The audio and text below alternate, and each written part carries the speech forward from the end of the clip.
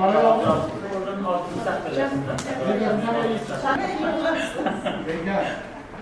Nerede okuyorsun? Yok, ne yerde olur.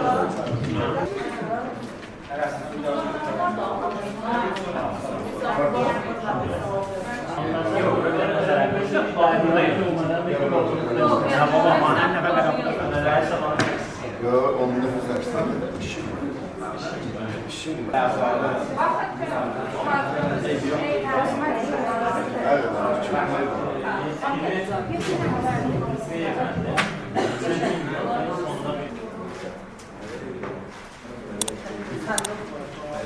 Evet, Sen özün de san.